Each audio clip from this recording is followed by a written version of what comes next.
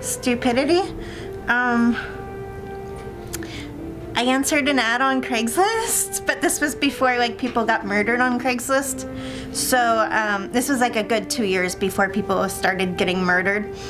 So I was flown to Florida to shoot a scene, and then that was fun, and I bought a PlayStation and paid my rent. And then they were like, if you want to do this for a job, you should come to LA. So I did, and then like I could afford a lot of PlayStations. How many did you buy?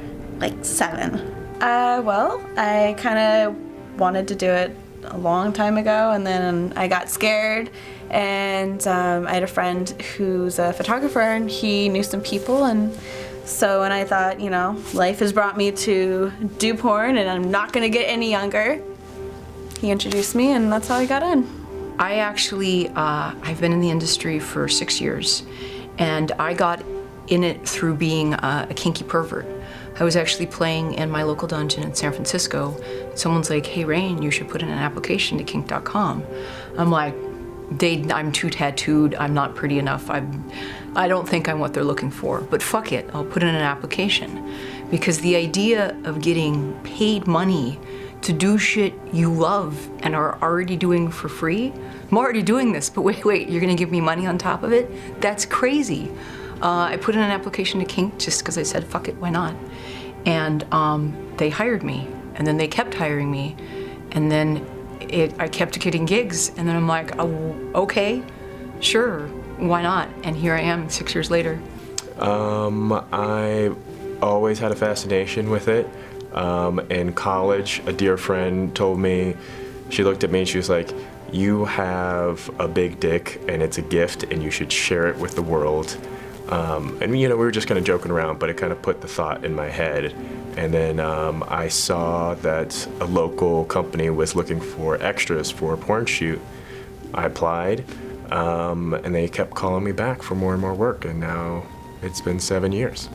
I started off with softcore photos, and then I'm a little bit of an extremist, so I wanted to do something a little bit more fun, more outrageous, and I started with girl, and then I was like, you know what, I want to shoot with like 10 guys. Like, I'm just a really sexual person, and I'm like, I love gangbangs. Like, I just love to have sex, and I consider myself a sex addict.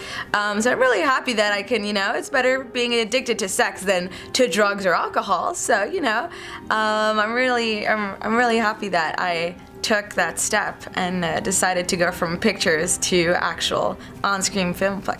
I got into porn. I met a girl at a party, and she enlightened me in the fact that if you enter into porn, you do not have to do all of the things that are possible in porn. So if you just wanted to have sex with just girls, that would be okay. And you could still get signed by an agency. And so that's what I did, because sex with girls for money. Duh. So I was walking out of library, the Hollywood Library to be precise, and some gentleman runs up to me and says, hey, do you want to be in movies? And I know that doesn't happen anymore, so I said, what kind of movies? And he says, I think you know. Well, once I got looked into the camming thing, I never even really started camming at all. I hadn't even cammed one time. I just went and met with someone and thought I was gonna sign up. And right after that, I realized that there was agents, there was more to it, and during this time I was hitting on women at bars and trying to take them home and have sex with them. I was a lesbian before I was a bisexual, so even though I was dating men, my hunger for vagina was still very strong. So, but it's really hard in that time period, picking up women at the bar. I mean, they'll make out with you, but they're only doing it to like impress the boys, you know, that the girls are kissing. But for me, I wanted to take them home and have sex with them. So it became a struggle to actually find girls that could commit all the way and actually do the sex thing. A lot of times they'd come over and they'd be like, oh, I thought we were just gonna hang out. I'm like, no, I was hitting on you. So I figured porn would be a safe, easy way to guarantee hot women would have sex with me. So that's kind of how I just fell into it. And then from there, the business really took to me, and I was asked to do more things little by little, and here I am 6 years later. I guess I just applied to a website, and then I got tested and flew out like 2 days later. It was pretty simple. I got into porn. I had an ex-boyfriend that really liked porn. I was not the high school slut or anything like that. Actually, I was valedictorian of my high school class. Band geek, completely slut-wise in high school. And he's like, let's take a clip of us like doing it. And I'm like, okay. So he like filmed me like as we're having sex, and he's like, oh my gosh, you look so good on camera. Would you ever think of doing porn? And I'm like, you're out of your mind. Of course, he put the little bug in my head, so I ended up Googling up an agency and sent him my photos, and they're like, we can get you some work. So flew down here, shot my first scene, and I fell in love with it. I fell in love with performing in front of the camera. It's like my high is having that camera right there. I guess I'm an attention whore. I got into porn because I thought it's so fascinating that you can have sex with women and you don't have to talk to them. And so I kind of like, I wanted to fulfill this fetish for myself. And I basically wrote out papers, you know, hey, I want to be a porn star. And in Europe it's kind of hard, you know, but then Thomas Janisch from ÖKM, he picked me up and he said like, you know what, we're going to shoot a gangbang with 5 girls and 30 guys and hopefully you're gonna win, you know. And then we just had sex, you know, for hours, and they liked my performance the best, and now here I am, you know. Camming.